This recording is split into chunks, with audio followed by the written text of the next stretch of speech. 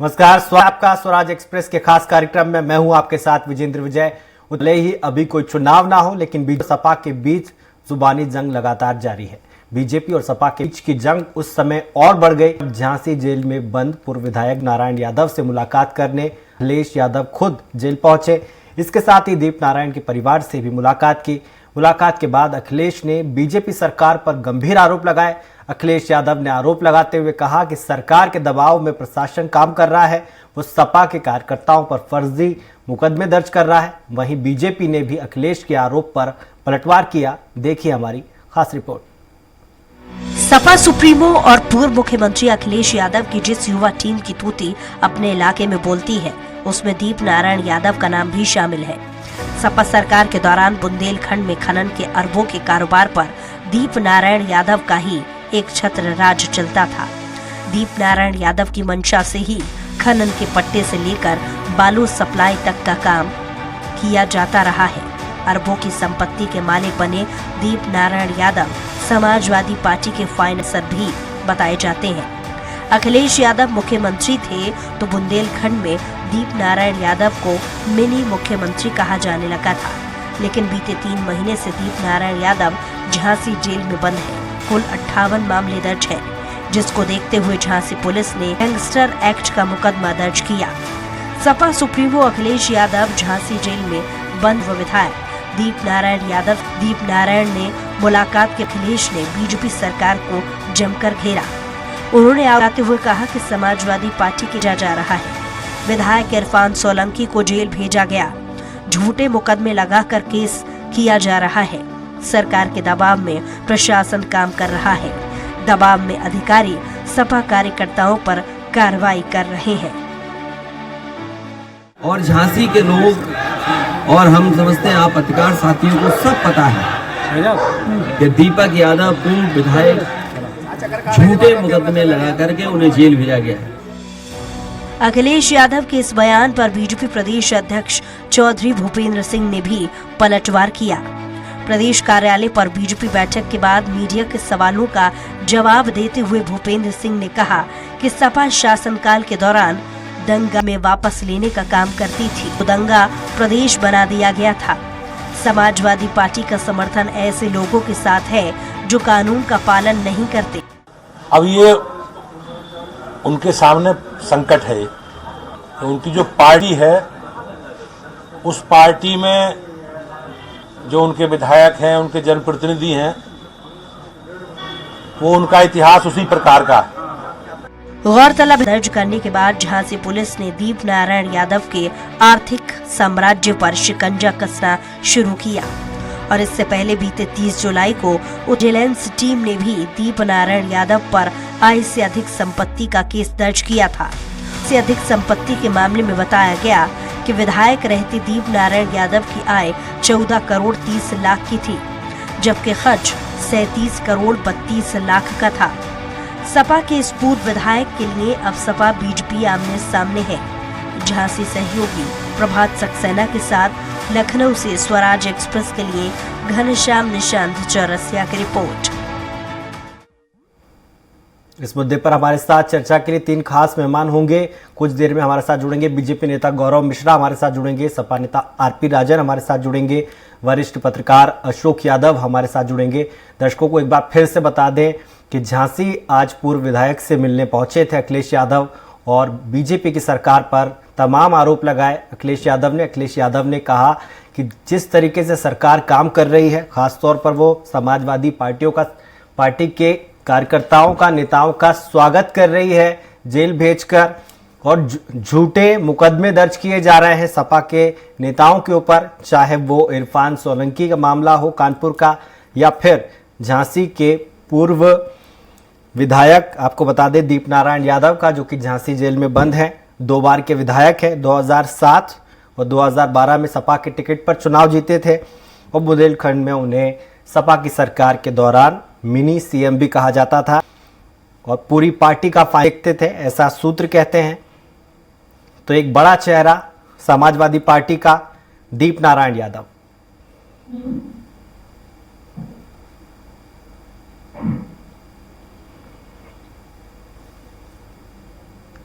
तो आपको बता दें कि आखिर मामला क्या है। मामला यह है कि दीप नारायण यादव को 26 सितंबर को झांसी पुलिस ने गिरफ्तार किया था। शातिर अपराधी को पुलिस हिरासत से छुड़ाने की कोशिश की थी दीप नारायण यादव ने, जिसके चलते उन्हें पुलिस ने गिरफ्तार किया था। उनके साथ 19 लोगों ने ये कोशिश की थी क्रिमिनल को पुलिस कस्टडी से छुड़ाने की, जिसके चलते उन्हें गिरफ्तार किया गया था। और आज जो घटनाक्रम हुआ है उसके बारे में आपको बता दें कि अखिलेश यादव आज झांसी पहुंचे। उन्होंने कहा कि सीएम योगी लोगों को फंसा रहे हैं, जेल भेजकर समाजवादी पार्टी के कार्यकर्ताओं का स्वागत कर रहे हैं। उन्होंने कहा कि कानपुर में इरफान सोलंकी का मामला हो या झांसी में दीप नारायण यादव का मामला, दोनों में पॉलिटिकल वेंडेटा के चलते कार्रवाई की जा रही है, विपक्ष की आवाज को दबाया जा रहा है।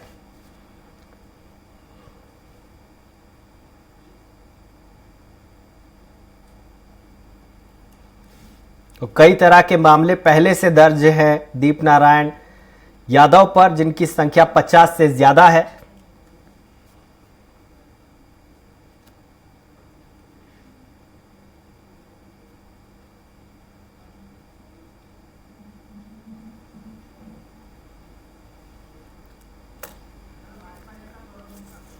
इस खबर पर आपको बता दें, इस खास चर्चा में हमारे साथ जुड़ गए हैं बीजेपी नेता गौरव मिश्रा। गौरव जी, स्वागत है आपका स्वराज एक्सप्रेस पर। अखिलेश यादव आरोप लगा रहे हैं आपकी पार्टी पर कि आप लोग जानबूझकर ऐसी कार्रवाई कर रहे हैं और जेल भेज रहे हैं समाजवादी पार्टी के कार्यकर्ताओं नेताओं को। देखिए, समाजवादी पार्टी का अपराधियों के साथ बहुत गहरा नाता रहा है, बल्कि ये कहीं अपराधियों के साथ ही उनकी रणनीति बनती है। चाहे वो चुनाव हो, चाहे वो पार्टी का कोई भी कार्यक्रम हो, बिना उसके आधार पर इनकी भविष्य की योजना नहीं बन पाती। और स्वाभाविक है कि आज कानून का राज में, तो जो उसके दायरे में आएगा उसके खिलाफ कार्रवाई होगी। अब ये उनका दुर्भाग्य है कि उनके पार्टी में सारे इसी प्रकार के लोग शामिल हैं, तो उसके लिए क्या किया जा सकता है? उसका दंड तो उन्हें भुगतना पड़ेगा। उसमें एक लंबी फेहरिस्त है, बहुत लंबी फेहरिस्त है अपराधियों की, जो समाजवादी पार्टी के साथ जुड़े रहे हैं और समाजवादी पार्टी को सत्तासीन करने में हमेशा अपना योगदान दिए हैं। आज समाज के नेता जेलों में घूम घूम करके उन्हीं अपने अपराधी नेताओं के साथ मीटिंग कर रहे हैं, और जेल से आते हैं तो कहते हैं कि ये प्रीजुडिस कार्रवाई है। एक प्रकार से भारतीय जनता पार्टी की सरकार समाजवादी पार्टी के कार्यकर्ताओं के खिलाफ काम कर रही है, जबकि दरअसल कानून काम कर रहा है। जो पहले कानून सोया रहता था या उसे बंधक बना करके समाजवादी पार्टी की सरकार रखती थी, आज वो कानून स्वतंत्र हो गया है और अपने फुल फ्लेजेड तरीके से न्याय का शासन कायम कर रहा है। इसलिए उन्हें परेशानी हो रही है। कितने नाम गिनाएं, नाहिद हसन के नाम गिनाएं, इरफान सोलंकी के नाम गिनाएं, या अभी आप दीप नारायण यादव की बात कर रहे हैं। ये वही दीप नारायण यादव जी हैं जिनके ऊपर तमाम सारे संगीन अपराधों के मुकदमे चल रहे हैं। इन्होंने ही एक हत्या के आरोपी को छुड़ाने का प्रयास किया था पुलिस कस्टडी के भीतर से, और इनके खिलाफ कार्रवाई हुई, इनको जेल भेजा गया। आज ऐसे अपराधी जेल में होने चाहिए या समाज के भीतर खुले रूप में घूमने चाहिए? समाज को आतंकित करने के लिए छोड़ा जाना चाहिए इनको। तो मेरा ऐसा मानना है कि आज एक सुशासन इस उत्तर प्रदेश में लंबे समय के बाद कायम हुआ है, और उसका जनता को बहुत लाभ मिल रहा है। जनता इसकी सच्चाई को भली भांति जानती है और उनके किसी भी बयान पर अपना मुहर नहीं लगाती, इसीलिए जहां उनका होना चाहिए जगह वहीं पर बैठा करके रखी हुई है। जी, इस पर जवाब ले लेते हैं। हमारे साथ सपा से आरपी राजन साहब जुड़ गए। सर, आपका स्वागत है स्वराज एक्सप्रेस पर। जैसा कि मिश्रा जी ने कहा कि कानून जाग गया है, आपके राज में सोया हुआ था, बीजेपी के राज में कानून जाग गया है, इसलिए कार्रवाई हो रही है। देखिए ब्रजेश जी, सीधे तौर पर बता दूं, भारतीय जनता सरकार जिस तरीके से आदरणीय मुख्यमंत्री योगी आदित्यनाथ जी की सरकार कार्य कर रही है और जिनकी जो कार्यशैली है, आप कार्रवाई करें, हमें कोई आपत्ति नहीं। लेकिन जिस तरीके से समाजवादी पार्टी के कार्यकर्ताओं पर, समाजवादी पार्टी के पदाधिकारियों पर और नेताओं पर मुकदमे लिखे जा रहे हैं, ये लोकतंत्र के लिए ठीक नहीं। किसी भी लोकतंत्र में पक्ष और विपक्ष को, पूर्ववर्ती सरकारें रही हैं, सदैव पक्ष विपक्ष को लेकर के साथ चलती रही।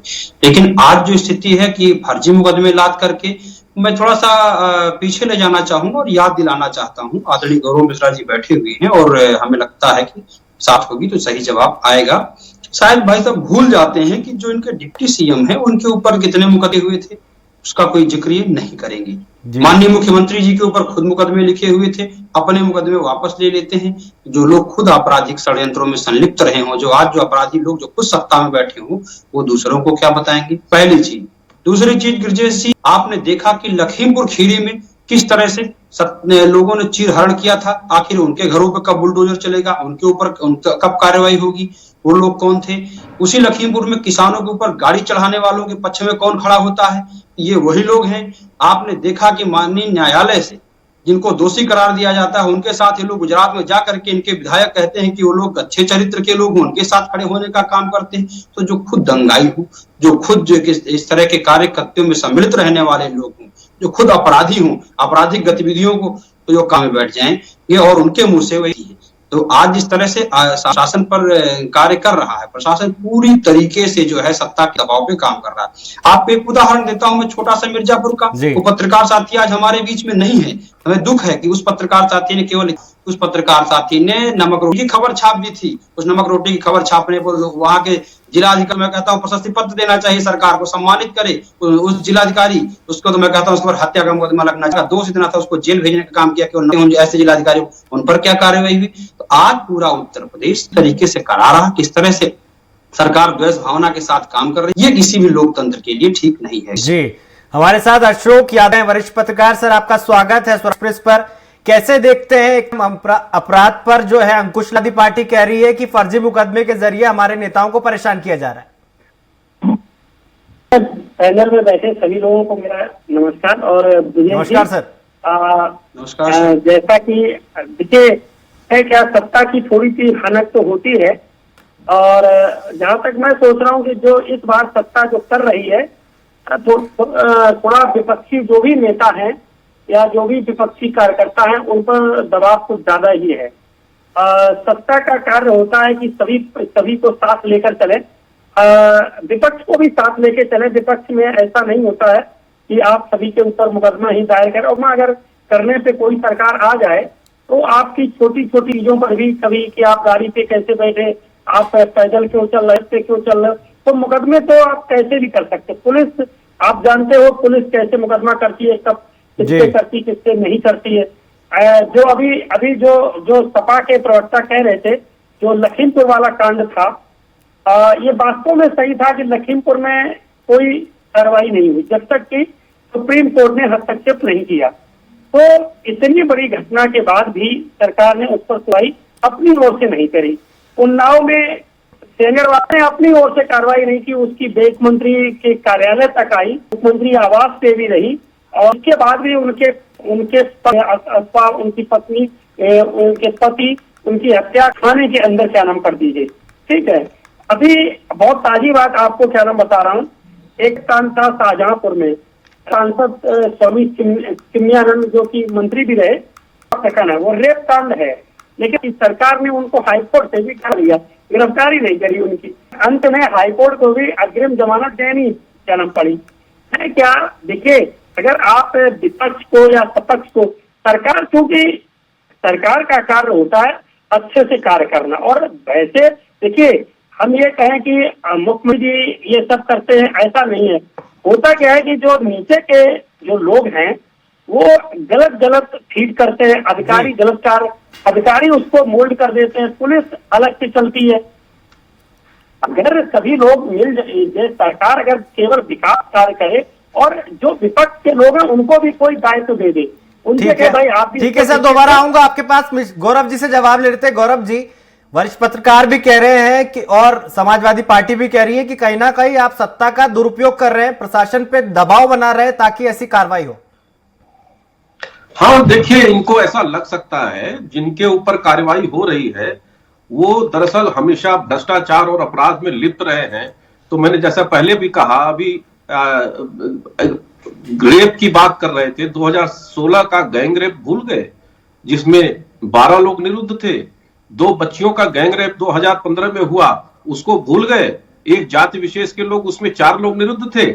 ऐसे ना जाने कितनी घटनाएं, उस कार्यकर्ता को भूल गए जिसकी सिर कटी हुई लाश लखनऊ में मिली, वो भूल गए। कितने अपराध गिनाए समाजवादी पार्टी के रिजीम के, उसकी फेहरिस्त, इसके लिए ये कार्यक्रम छोटा पड़ जाएगा। मैं तो यही कहना चाहूंगा कि आज कानून अपना काम कर रहा है, लेकिन जिन लोगों ने कानून तोड़ा, जिन लोगों ने अपराध का समानांतर साम्राज्य उत्तर प्रदेश में कायम किया, उनके संरक्षण के लिए, उनको बचाने के लिए, आपके पास जो लोग विदेशियों को कानपुर में बसाने का काम करते हैं, रोहिंग्याओं को बसाने का काम करते हैं, उनको पासपोर्ट और आधार बनवाने का काम करते हैं, ऐसे देशद्रोहियों को संरक्षण देने का काम माननीय अखिलेश जी कर रहे हैं। जेलों में जा करके उनका मनोबल बढ़ा रहे हैं और यहां तक कि चुनावों में उनसे लिस्ट तैयार करवा रहे हैं।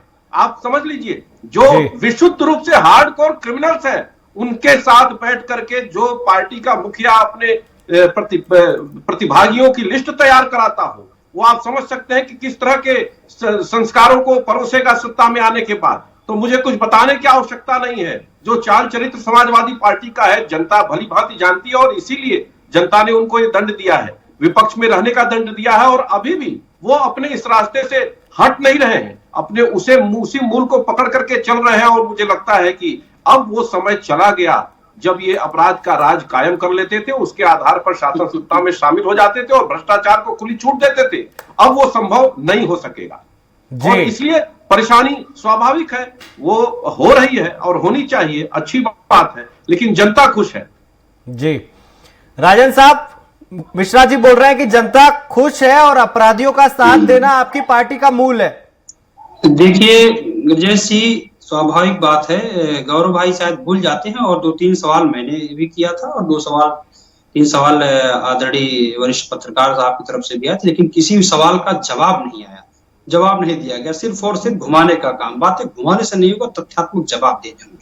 आप बताइए, क्या तेल मालिश, शाहजहांपुर के तेल मालिश वाले बाबा का जिक्र आदरणीय वरिष्ठ पत्रकार ने किया, उस पर कोई जवाब नहीं आता है। लखीमपुर की घटना पर कोई जवाब नहीं आता है। बात बताते हैं आप, हम अपराध को कम कर रहे हैं, लेकिन एनसीआरबी के आंकड़े तो कुछ और कह रहे हैं। 15.3% का इजाफा महिलाओं के प्रति हुए अपराधों में हो रहा है।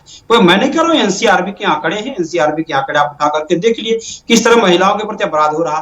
बेबी रानी मौर्य आज मंत्री है सरकार में, पूर्व गवर्नर रही है, वो कह रही है 5 बजे के बाद महिलाएं थाने न जाए, थानों में महिलाएं सुरक्षित नहीं। वो सरकार में आज मंत्री है। आदरणीय सत्यपाल मलिक साहब गवर्नर रहे, वो भी किस तरह सरकार को सवाल खड़ा करते हैं। जो स्थिति पूरे उत्तर प्रदेश में है अपराध को लेकर के, आज सरकार पर सवाल इन्हीं के मंत्री कर रहे हैं। हमको नहीं कहते, हमारी मत मानिए आप, अपने मंत्रियों की तो सुन लीजिए, आप मान लीजिए वो क्या कहते हैं, क्या स्थिति है। लेकिन जिस तरीके से सरकार परेशान करने का काम करती है, आम आदमी को परेशान करने का काम करती है, समाजवादी पार्टी के सिपाहियों और कार्यकर्ताओं को ये बदले की भावना से काम करें, ऐसा लोकतंत्र में नहीं होता। हमारा सबका काम है लोकतंत्र में, आपका काम है, सत्ता का काम है जनता के हित में कार्य करना, विपक्ष का भी काम है, मेरा भी काम है जनता के हितों के लिए कार्य करना। हम भी जनता के लिए काम कर रहे हैं, आप भी जनता के लिए। लेकिन आप सत्ता में बैठकर सत्ता के मद में सत्ता का जो दुरुपयोग कर रहे हैं, ये हेल्दी पॉलिटिक्स के लिए, लोकतंत्र के लिए ये घातक है, ये ठीक नहीं है। और जब बात, चूंकि सवाल मैं करता हूं, सवाल जब आते हैं जनता के सवालों का आप जवाब नहीं देते हैं। केवल घुमबाबा का जो काम है सरकार का, अधिकारी जिस तरीके से आज काम कर रहे हैं, सिर्फ और सिर्फ गुमराह करने का काम, चूंकि 1 पैसे का काम तो हो नहीं रहा है आम जनमानस का। बात जहां जो भ्रष्टाचार की आती है, अपराध की आती, जो संगठित अपराध, अभी आपने देखा कि रोड बनी, रोड नाखून से उखाड़ ली गई, उस पर क्या कार्रवाई हुई, कौन लोग हैं जो संगठित अपराध कर रहे हैं। एक्सप्रेसवे बनता है, धंस जाती गाड़ी धंस जाती है, उस पर कौन लोग अपराध कर रहे हैं, क्या हो रहा है। तो इस तरीके की कार्य पूरे उत्तर प्रदेश सरकार में भ्रष्टाचार अपराध का पूरा बोलबाला है, उस पर जवाब नहीं आएगा, उस पर सत्ता बात नहीं करेगी। सत्ता सिर्फ और सिर्फ आज क्या हो रहा है, केवल गुमराह करने के लिए ऐसे कार्य किए जा रहे हैं और परेशान करने का काम किया जा रहा है। क्योंकि कोई कार्य जमीनी हकीकत आप काम करें, हम उसको पूरा सहयोग देंगे, समाजवादी पार्टी का सहयोग है, विपक्ष का काम है जनहित के मुद्दों के साथ खड़े रहना। लेकिन इस तरह से गुमराह करने से, मुद्दों को भटकाने से और घुमाने से ऐसे नहीं होगा जैसी जो मेरा मानना है। जी अशोक जी, जैसा कि मिश्रा जी ने अभी कहा कि वो उनकी सरकार वो सब कर रही है जो कि विधिवत रूप से कानून के तौर पर करना चाहिए उनको, लेकिन आप इसको कैसे देखते हैं? जनता में क्या मैसेज जा रहा है, इस तरह की कार्रवाई हो रही है उससे? मैं आपको बताऊं, जैसे मिश्रा जी ने अभी कहा कि 2015 में गैंगरेप हुआ, जो वो शायद बदायूं वाले उसका जिक्र कर रहे थे। जी, सपा के टाइम का जिक्र कर रहे थे सर। हाँ, वही समाजवादी पार्टी के समय वो गैंगरेप शायद क्या नाम बदायूं में हुआ था। अगर इसको अगर हम थोड़ा सा घूम करके देख लें, तो जिस लड़की को रात में जलाया गया था गैंगरेप के बाद, उनके दोषियों को आज तक अभी तक सजा नहीं हुई है। आप हाथरस का जिक्र कर रहे हैं सर? हाँ, हाथरस में, और उन लोगों को, उन दोषियों को अभी तक सजा नहीं हुई है। आप सोच लीजिए हम कहाँ पर हैं। तो ये तो देखिए सरकार और विपक्ष ये आपस में लड़ते रहेंगे, लेकिन मेरा तो गौरव जी से यही रिक्वेस्ट है कि देखिए विकास कार्य पे ज्यादा ध्यान दिया जाए, और विपक्ष पर ज्यादा, अगर आप दबाव विपक्ष के नेताओं पर, कार्यकर्ताओं पर ज्यादा करेंगे तो वही है कि ये इस तरह की नीतियां ये एक वो हो जाएगा, एक फैशन टाइप में कि आगे कोई आएगा तो हम करेंगे। तो इस चीज से थोड़ा सा देखिए, बीजेपी ने बहुत अच्छा शासन किया। आप क्या नाम वाजपेयी जी का शासन देखिए, वो क्या नाम विपक्ष को साथ लेके चलते रहे, और कभी कोई ऐसी बातें नहीं हुई। देखिए है क्या, राजनीति के ही लोग तो आएंगे, तो राजनीति को राजनीति की तरह से अगर किया जाए, वैमनस्यता और दुश्मनी के उस पर न किया जाए। राजनीति सदैव स्वच्छ होनी चाहिए, हम स्वच्छ राजनीति करें, जातिवादी और ये सब चलता रहता है हल्का फुल्का जी। तो वही है, मेरा तो गौरव जी से यही रिक्वेस्ट है कि थोड़ा पार्टी में जो विपक्ष के नेता हैं उन पर जो आप अटैक कर रहे हैं, और मैं बताऊं मुकदमा तो आप किसी पर भी, अगर आप पुलिस को काम सौंप दो तो पुलिस बताओ बीजेपी के कितने नेताओं पर, तो ये चलिए मुकदमा नहीं करने चाहिए। अब चूंकि सरकार कर रही है तो हम भाई कह भी नहीं सकते। ठीक है, इस पर रिएक्शन ले लेते। गौरव जी, सीधा वरिष्ठ पत्रकार कह रहे हैं आपको अटल जी से सीख लेनी चाहिए, साथ में लेके चलते थे, लेकिन आपकी युवा जो है विपक्ष की आवाज को देखिए, अटल जी के ही बताए हुए मार्ग पर, उन्हीं के रास्ते पर अंत्योदय को अपना लक्ष्य मानकर के भारतीय जनता पार्टी की सभी योजनाएं आए, और उसमें हमारी सरकार काम करती है। प्रदेश में 44 ऐसी फ्लैश में नंबर 1 पे उत्तर प्रदेश आता है। आज सर्वाधिक एक्सप्रेसवेज उत्तर प्रदेश में बन रहे हैं, सबसे अधिक एयर उत्तर प्रदेश में बन रहे हैं, मेट्रो के सबसे अधिक प्रोजेक्ट उत्तर प्रदेश में चल रहे हैं, सर्वाधिक सिंचाई असिंचित क्षेत्र को सिंचित क्षेत्र में लाया गया।